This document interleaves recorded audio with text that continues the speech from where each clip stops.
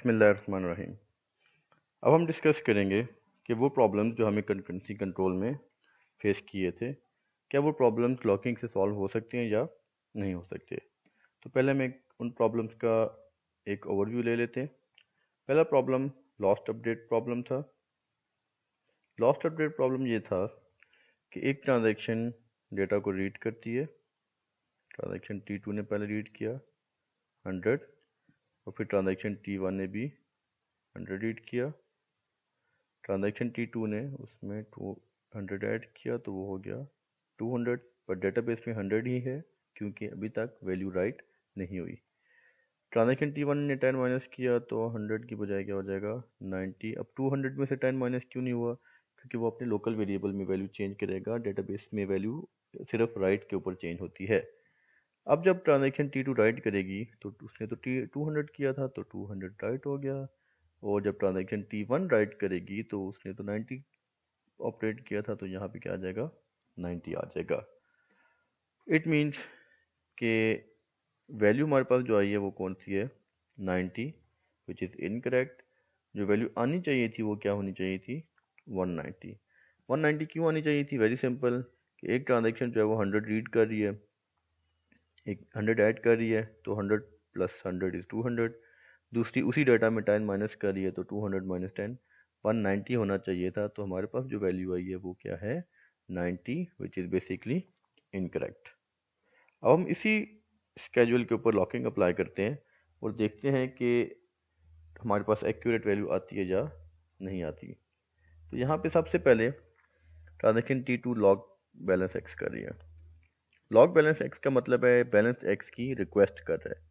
इस टाइम तक क्योंकि किसी ट्रांजैक्शन ने एक्स एलोकेट नहीं किया तो इसका मतलब है कि ट्रांजैक्शन T2 को बैलेंस एक्स क्या हो जाएगा एलोकेट हो जाएगा। नेक्स्ट स्टेप में ट्रांजैक्शन T1 भी बैलेंस एक्स की रिक्वेस्ट कर रही है, पर क्योंकि बैलेंस एक्स जो है वो ऑलरेडी एलोकेट हो चुका हुआ है तो ट्रांजैक्शन T2 को एलोकेट नहीं होगा। अब ट्रांजैक्शन T2 रीड का मतलब ये है कि अब इसको डेटा जो है वो आइटम एलोकेट हो चुका हुआ है। यहाँ पे 100 रीड करेगा। इन द मीन वाइल यहाँ पे ये बेसिकली दूसरी ट्रांजैक्शन क्या कर रही है वेट कर रही है। वेट का मतलब है कि जो उसने रिक्वेस्ट की थी वो रिक्वेस्ट फुलफिल नहीं हुई, तो जब तक वो रिक्वेस्ट फुलफिल नहीं होगी ट्रांजैक्शन T1 वेट करेगा। यहाँ पे इंपॉर्टेंट चीज़ है कि लॉग एक्स के बाद कोई दूसरा ऑपरेशन परफॉर्म नहीं हो सकता जब तक डेटा रीड ना हो जाए। In the mean while transaction T2 ने उसमें 100 ऐड किया, जहाँ पे 200 हो जाएगा, और स्टिल ट्रांजैक्शन T1 वेट कर रहा है क्योंकि log has been given to transaction T2। उसने राइट किया और यहाँ पे आप देखें डेटाबेस में जो वैल्यू चेंज होगी दैट इज नाउ 200। अब ट्रांजैक्शन T1 स्टिल क्या कर रही है वेट कर रही है। जैसे ही यहाँ पे कमिट स्टेटमेंट इशू होगी ट्रांजैक्शन T2 के सारे लॉक्स ऑटोमेटिकली क्या हो जाएंगे अनलॉक हो जाएंगे। और जैसे ही लॉक अनलॉक होगा तो फौरन से वो लॉक किसको एलोकेट हो जाएगा ट्रांजैक्शन T1 को। तो जैसे ही अनलॉक होगा तो यहाँ से लॉक ख़त्म हो जाएगा और फौरन से वो लॉक किसको एलोकेट हो जाएगा ट्रांजैक्शन T1 को। जैसे ही लॉक एलोकेट होगा तो अब ये यहाँ पे रीड करेगा। जब वो रीड करेगा तो डेटाबेस में बैलेंस एक्स की वैल्यू क्या है 200, तो यहाँ पे ट्रांजैक्शन ने जो वैल्यू रीड की वो क्या होगी 200 माइनस 10 विल बी 190, और यहाँ पे ट्रांजैक्शन क्या राइट करेगी 190। तो यहाँ पे आप देखें हमारे पास जो फाइनल वैल्यू आई है that is basically 190, which is a correct. इसका मतलब है लॉकिंग से हमारे पास जो पहला प्रॉब्लम आया था वो बेसिकली क्या हो गया सॉल्व हो गया। अब हम आते हैं problem number 2 which was uncommitted dependency problem और डर्टी रीड प्रॉब्लम।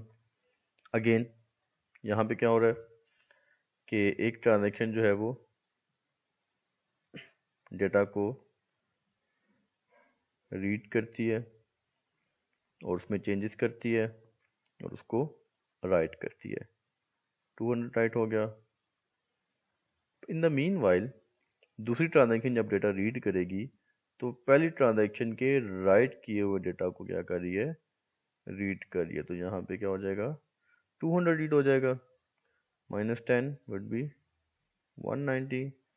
पर पहली ट्रांजैक्शन रोल बैक कर देती है। रोल बैक करने का मतलब है कि जो डेटा उसने राइट किया था वो इनकरेक्ट था और दूसरी ट्रांजैक्शन ने उसके इनकरेक्ट डेटा को रीड कर लिया। जब रोल बैक होगा तो वो दोबारा से 200 की बजाय उसको 100 कर देगा। पर क्योंकि ट्रांजैक्शन T1 ने डेटा रीड कर लिया था तो अब यहाँ पे वो क्या राइट करेगा, 190 राइट करेगा। हालांकि 190 की बजाय वैल्यू क्या होनी चाहिए थी, 90 क्यों होनी चाहिए थी, क्योंकि ये ट्रांजैक्शन तो रोल बैक होगी। तो ट्रांजैक्शन T2 का कोई इफेक्ट डेटाबेस पे नहीं होना चाहिए था, तो सिर्फ ट्रांजैक्शन T1 चलनी चाहिए थी। तो T1 तो -10 कर रही है, तो एक्चुअल में 100 वैल्यू थी। तो जब 100 में -10 करे तो हमारे पास जो वैल्यू आनी चाहिए थी वो क्या होनी चाहिए थी, 90। अब अगर हम इसी स्केड्यूल पे लॉकिंग अप्लाई करें तो इस तरह का सिनेरियो बनता है। बैलेंस एक्स रिक्वेस्ट की, लॉक एलोकेट हो गया T2 को, उसने ऑपरेशंस किए और यहाँ पे डेटाबेस में वैल्यू को 200 राइट कर दिया। अब इन द मीन वाइल दूसरी ट्रांजैक्शन ने लॉक एक्स की जो है वो रिक्वेस्ट की है, पर उसको जो है वो लॉक एलोकेट नहीं होगा क्योंकि बैलेंस एक्स ऑलरेडी एलोकेटेड है T2 को। तो वो वेट कर रहा है, वेट कर रहा है। जैसे ही ट्रांजैक्शन T2 रोल बैक करेगा तो T2 के सारे लॉक्स बेसिकली क्या हो जाएंगे, रेज हो जाएंगे। जैसे ही लॉक रेज होगा इसका मतलब है कि वो लॉक किसको मिल जाएगा, अब T1 को। इन द मीन वाइल जब वो रोल बैक करेगा तो वैल्यू दोबारा से क्या हो जाएगी, 100 हो जाएगी। अब जब T1 रीड करेगा तो वो क्या वैल्यू रीड कर रहा है, 100। तो 100 - 10 क्या हो जाएगा, 90। और यहाँ पे देखें कि ट्रांजैक्शन T1 ने क्या वैल्यू राइट की, 90, which is a correct value.